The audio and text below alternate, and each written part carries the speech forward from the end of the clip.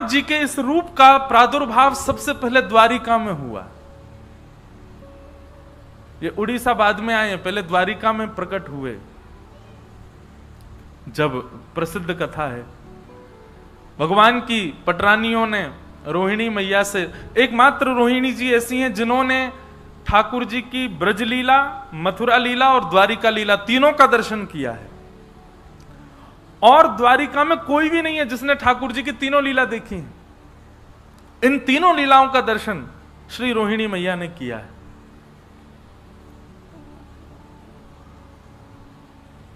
तो एक दिन भगवान की सब पटरानियों ने रोहिणी मैया से कहा कि हमको ब्रज लीला सुनाओ। रोहिणी मैया बोली ठीक है, हम सुना तो देंगे आपको।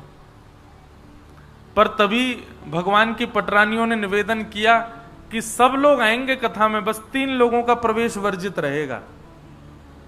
बोले कौन? बोले सबसे पहले तो बलराम जी, वो नहीं आएंगे कथा में। रोहिणी मैया बोली, बोले हमारो ही लाला, वा कोई रोक दोगे हैं? बोले मैया वाकई पीछे कारण है, हम सब बहू हैं, वो हमारे जेठ जी हैं। अब जेठ जी आकर के बैठ जाएंगे तो बहू स्वच्छंद कथा कैसे सुने? बार बार यूं ही रहेगी, जेठ जी निहार रहे होंगे। अच्छा, हमारे ब्रजमंडल में एक स्थान है गोवर्धन में, उसका नाम है लुक लुक दाऊ जी। क्या नाम है? जोर से बोलो। Look look Dau ji. वो लुक लुक दाऊ जी अर्थ क्या उनका? जब महारास हुआ वृंदावन में तो सब आए। हम गाते हैं ना, राधा नाचे, कृष्ण नाचे, सूरज भी नाचे, चंदा भी नाचे, ब्रह्मा भी नाचे, शंकर भी नाचे, सब नाच रहे थे। बलराम जी नहीं नाच रहे थे। क्यों? बलराम जी को प्रवेश ही नहीं था। किस कारण से? बोले सब लाला की गोपी जो हैं ये मेरी बहू समान है। अब जैसे ही बलराम जी प्रवेश करने लगे, गोपियों ने सबने घूंघट कर लिया, सब किनारे खड़ी होंगे। जेठ के सामने थोड़ी नाचेंगी हम। सब देवी देवता आ गए, गोपियों ने लज्जा नहीं की, लेकिन बलराम जी के आते सब सहम गए। तो फिर बलराम जी संकोच के मारे गिरिराज जी पर चले गए और श्री गिरिराज जी पर जाकर के सुंदर वृक्ष वल्लरियों के बीच में बैठ करके छुप करके वहां से लुक लुक, मतलब वहां से ऐसे छुप करके देख रहे हैं रास, इसलिए उनका नाम पड़ गया look look Dau ji, Shri look look Dau ji महाराज। तो सब भगवान की पटरानियों ने कहा, बोले मैया सब बैठेंगे कथा में लेकिन दाऊ जी नहीं आएंगे। क्यों? बोले हमारे जेठ जी हैं, उनके सामने लज्जा होगी हमको। दूसरी सुभद्रा जी नहीं आएंगी। बोले क्यों नहीं आएंगी? सुभद्रा जी ने क्या? बोले सुभद्रा जी बड़ी चंचल स्वभाव की हैं। कोई कथा सुनना होगा, बेचारे के भाव आ गए तो वो उसी के पास, तुम रो रही हो। अरे भाई, कथा में किसी को भाव आ जाए उसको छेड़ो नहीं, उसको रोन दो। थोड़ा बहुत भाव कथा में आए तो उसको करने दो। सुभद्रा जी का स्वभाव बड़ा चंचल है, वो प्रेम से कथा सुनने नहीं देंगी, इसलिए सुभद्रा जी को भी वर्ज्य रखो कथा से। और तीसरे? बोले तीसरे द्वारिकाधीश, ये भी कथा नहीं सुनने देंगे। क्यों? बोले जैसे जैसे आप कथा सुनाओगी तो तैसे तैसे आप पर कम दृष्टि उन पर ज्यादा रहेगी। आप जैसे सुनाओगे कन्हैया ने ऐसे माखन खाए हो, तो हम सब वही कन्हैया का चिंतन वैसे मन में ना करके उन्हीं को अच्छा आपने ऐसा किया, तो फिर कथा में विक्षेप आएगा। वो कथा में स्वरूप होता है कि व्यास जी की तरफ ही दृष्टि होनी चाहिए। इसीलिए हम कई कथाओं में ज्यादा झांकी वगैरह नहीं मंगवाते कथा में। क्यों? क्योंकि भाई श्रोताओं का पूरा ध्यान वहीं चला जाता है। बोले ओहो ये वामन भगवान आ गए, अब नरसिंह भगवान आ गए, कई जगह सुदामा जी भी आ जाते हैं। कथा में ध्यान तो, कथा में ठाकुर जी की झांकी नहीं होनी चाहिए। कथा में झांकी नेत्रों से नहीं, हृदय में दिखनी चाहिए, चित्त में दिखनी चाहिए। तो बोले अब जगन्नाथ स्वयं द्वारिकाधीश बैठे होंगे तो पूरा ध्यान उन्हीं की तरफ जाएगा, इसलिए इन 3 लोगों को वर्ज्य करेंगे। रोहिणी मैया बोली तुम द्वारिका में बैठी हो और द्वारिका में इन तीनों का ही राज है, और इन तीनों को ही तुम कथा से रोकना चाहती हो, कैसे होगा ये? तब भगवान की सब पटरानियों ने मन बनाया और बोले योजना हम बनाती हैं, आप तो बस कथा की तैयारी करो। और सुभद्रा, बलराम जी और कृष्ण तीनों बैठे थे और सब पटरानियां गईं और बोली आप लोग अब बड़े हो गए, अब आप लोगों की इतनी गृहस्थी बढ़ गया है, लेकिन आप लोगों को खेलते हुए हमने बहुत दिन से नहीं देखा। चलो ने खेल खेल लो, कुछ क्रीड़ा करो। सुभद्रा जी को बहुत अच्छा लगा, बलभद्र जी को, भैया बहुत दिन से हम खेले नहीं है, कुछ खेलेंगे आज। ठाकुर जी बोले हाँ, हम भी बहुत दिनों से राजा राजा सब राजा धीराज ही बोलते रहे, आज हम खेलेंगे। खेल की बात कहती तीनों के अंदर लोभ आ गया कि हम खेल खेलेंगे। और कौन सा खेल खेला? चौसर।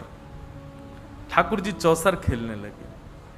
बलराम जी, सुभद्रा जी और श्री कृष्ण तीनों चौसर क्रीड़ा करने लगे।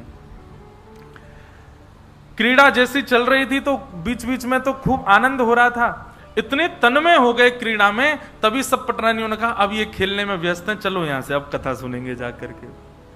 जैसे ही तीनों व्यस्त हो गए, सब पटरानियां जाकर के वहां कथा सुनने लगी।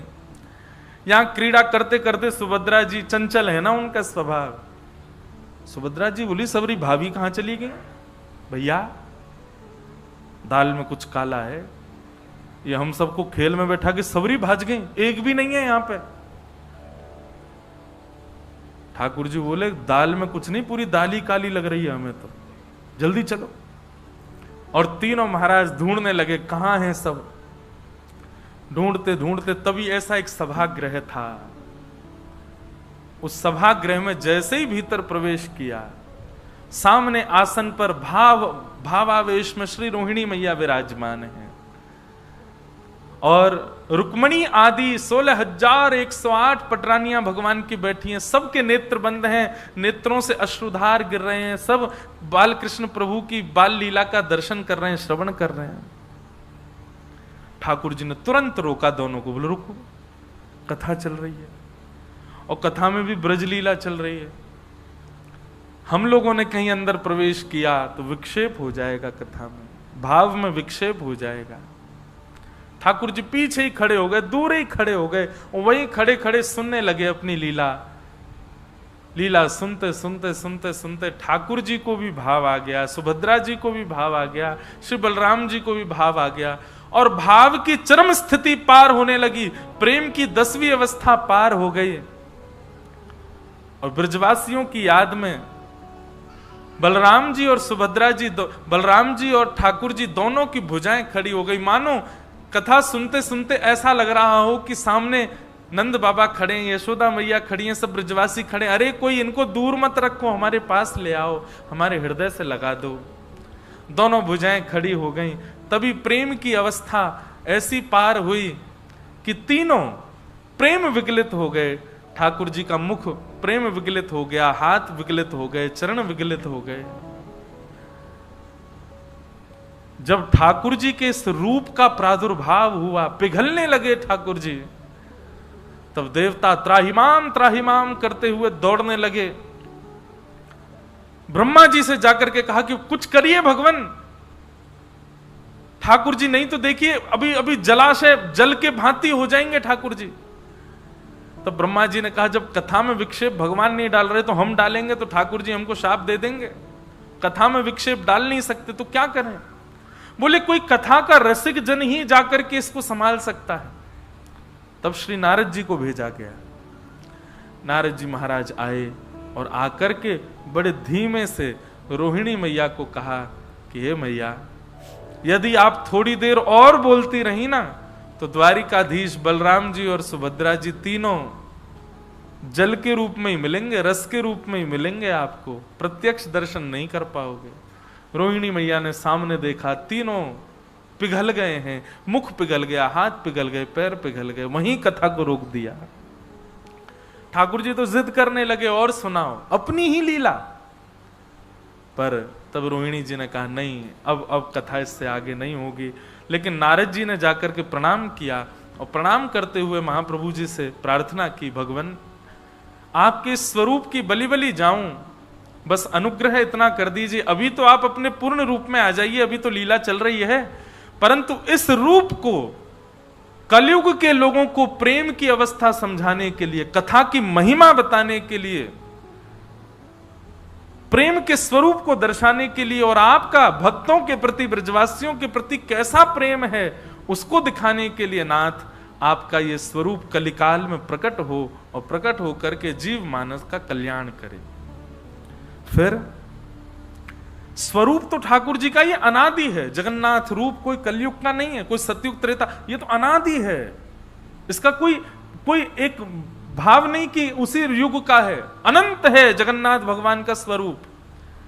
लेकिन कलयुग में मेरे और आपके ऊपर कृपा करने के लिए, इंद्रद्युम्न राजा पर अनुग्रह करने के लिए भगवान प्रथम तो नील माधव के रूप में आए और फिर नील माधव रूप से अंतर ध्यान होकर के इंद्रद्युम्न राजा पर कृपा करने के लिए भगवान दारू ब्रह्म श्री जगन्नाथ के रूप में, वही स्वरूप जो द्वारिका में कथा सुनते सुनते प्रकट हुआ था, वही स्वरूप यहां व्यवस्थित हुआ। बोलो जगन्नाथ महाप्रभु की। कथा सुनते सुनते ऐसे हो जाएं, तब समझो कि कथा सुनी है। ये कथा के श्रोता का दर्शन है। हम आप जैसे हैं वैसे ही रह जाते हैं। इसका मतलब यह नहीं कि आपकी आंख नाक सब पिघल जाएं। पिघलने का मतलब केवल तन का पिघलना नहीं होता है, हृदय विगलित हो, प्रेम विगलित हो। हम सबसे बड़े श्रोता पूरे ब्रह्मांड के यदि कोई हैं तो वो श्री जगन्नाथ जी हैं। ऐसे महाप्रभु जी को हम प्रणाम करते हैं, ऐसे जगन्नाथ जी को हम प्रणाम करते हैं। कई